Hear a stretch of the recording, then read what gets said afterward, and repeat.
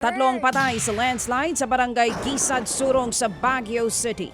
Kasagsagan ng malakas na ulan ang gumuho ang lupa. Tatlong bahay po ang natabunan. Ang ilang residente inisa-isang tanggalin ang mga bahagi ng gumuhong bahay upang hanapin ang kanilang anak na natabunan ng pagguho. Sa search and rescue operation, 7 ang nakuha. Pero wala ng buhay ang 3 sa kanila. 5 naman po ang nawawala. Nagpapatuloy pa ang search and rescue operation sa ngayon. Nalubog po naman sa lampastaong baha ang ilang mga barangay doon sa Kawit sa Cavite. Gumamit po ng lubid, bangka at mga floaters ang mga rescuers, maisalba po lamang ang mga residente. At ayon po sa MDRRMO ng Kawit, Cavite, 18 barangay ang binaha. Dulot nga po ng matinding pag-uulan, kabilang po sa pinakaapektado ang mga barangay Gahak at Marulas.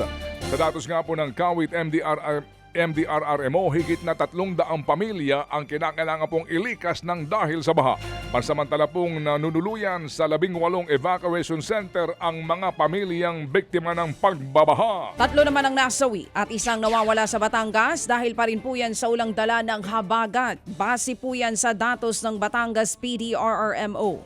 Kabilang po sa binahang Lipas City, nagbayanihan ng mga motorista sa rumaragasang baha sa barangay Dagatan. Ang ilan po sa mga motorsiklo tricycle hindi na nakatawid.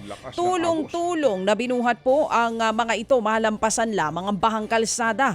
Nawasak naman pong bahagi ng pader ng Fernando Air Base sa President Jose P. Laurel Highway. Nagsagawa naman po ng search and rescue operation ng Philippine Red Cross. 4 na residente ang natrap po sa kanilang bahay habang mataas ang tubig sa barangay Marawoy. Sa huli na ilikas po sila at dinala sa barangay Hall.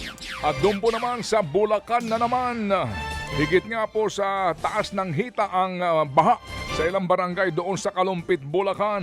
Nagtaas din po ng gamit ang ilang residente para nga hindi abutin ng tubig. Lagpas tao ho naman ang tubig sa Makaiban Bridge sa Santa Maria, Bulacan. Hindi po madaanan ng tulay dahil na rin po sa lagpas sa tao nga ito at ragasa po ng malakas na agos ng tubig. Naglagay po ang mga taga-barangay ng mga signage na nagbababala po na huwag nang magtangka pang tumawid sa ilog. Lubog rin po sa hanggang lagpas tao ang mga bahay sa gilid po ng ilog sa sitio Makaiban. May ilan daw hong nagsilikas na pero may mga hindi makaalis dahil nga sa hindi maiwanan ang mga alagang hayop gaya po ng kambing, manok at baka. Babantayan daw nila ito hanggang sa bumaba umano ang mataas na nangyayaring pagbabaha. Nabagsakan naman ng poste at puno ang isang delivery rider dyan po yan sa Antipolo City. Sa inisyal na investigasyon, sumilong lamang ang biktima para po magpatila ng ulan sa Circumferential Road. Doon na po bumagsak ang poste at puno at nadaganan ng biktima. Agad na dinala sa ospital ang biktima pero binawian din ng buhay kalaunan.